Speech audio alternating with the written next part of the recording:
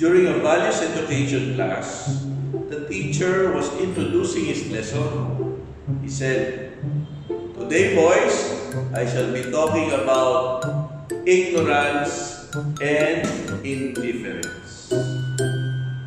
Pablo! Yes, Chair. Could you tell me what is ignorance and indifference? Si Pablo pa naman ay yung outstanding student nila. Yung laging standing outside the classroom. O yung laging tulog na tulog. O tulala. And Pablo, sa tulog, said, "I don't know. And I don't care." The teacher, surprised, said, "Ang galing mo, Pablo! Perfect! Perfect ang recitation mo! I don't know, and I don't care." Yun. Ignorance and indifference.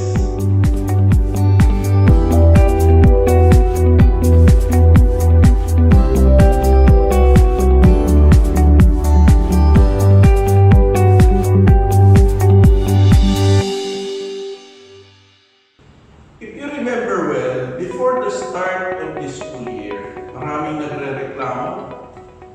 Many were clamoring, parents especially, that the school year should be suspended.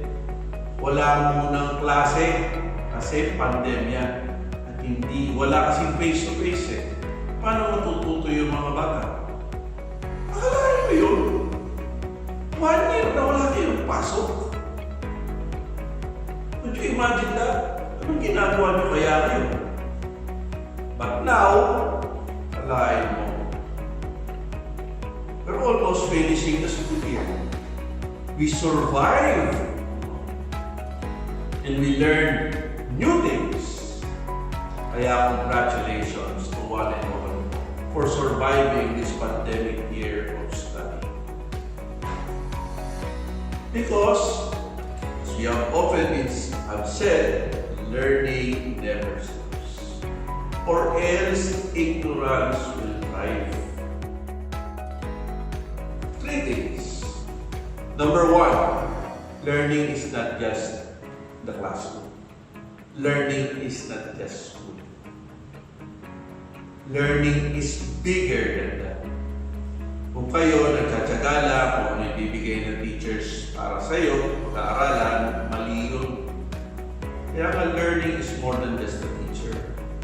It's just more than the classroom, more than the school. Life is a bigger classroom for learning. Second, learning is lifelong. Hanggang tumanda ka, dapat pinatututunan ka. Kailangan mo mag-update, kailangan mo mag-upgrade, lalo-lalo na nasa technical ka o teknolohiya if you pursue that career. Why? Because in technology, it is fast-paced. We have to upgrade. Learning is lifelong. And third, we have to discern what we learn. Ano yun, Father? We have to discern what we learn. Why?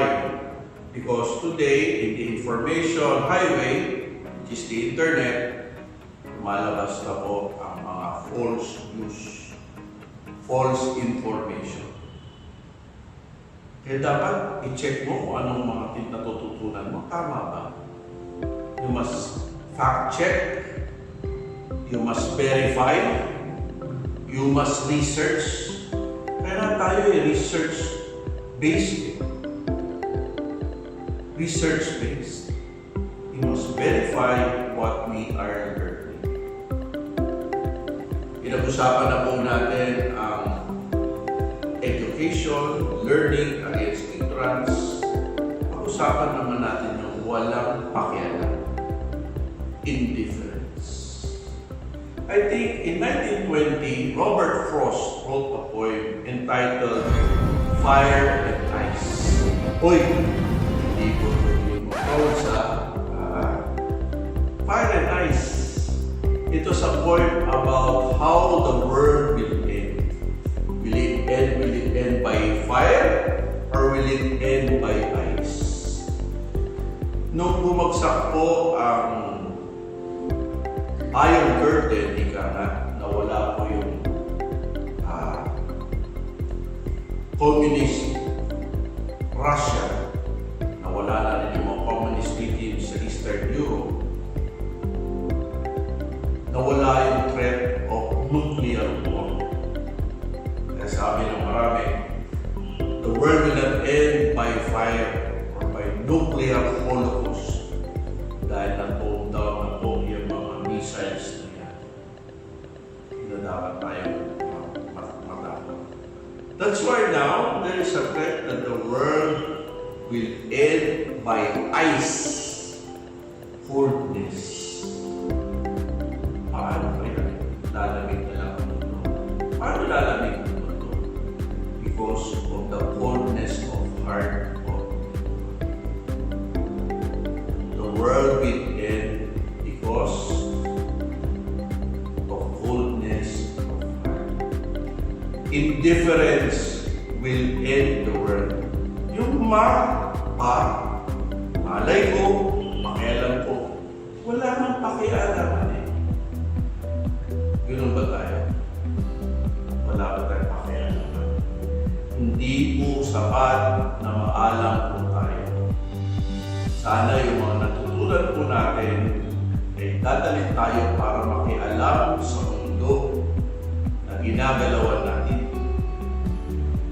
What do I mean by pakialam? The word is I care. Wala ka pakialam, I don't care. No. What you learn, you must use it to care for the world, to care for our environment, to care for other people, to care for our society, to care for your classmates na kasama mo. Hindi pwede walang pakialam. We must conquer that indifference so that the world will not end in ice. Let me end my talk by saying thank you to you for doing your best in this online year of learning. Alam ko mahirap, lalo na sa umpisa. Hirap makakuha ng signal, wala kayong gamit. But you made it. So I congratulate you and I thank you for persevering. But you should also thank, and you should also thank your teachers. Kung mahirap sa inyo, mas naging mahirap sa kanila. Hindi po sila sanay sa umpisa, pero pinag-aralan nila. Kahit sila nag-aral. Because they want to fight ignorance. And so, I want to say that you stay healthy, stay safe, stay hopeful. This is Father Rector saying to you, good morning.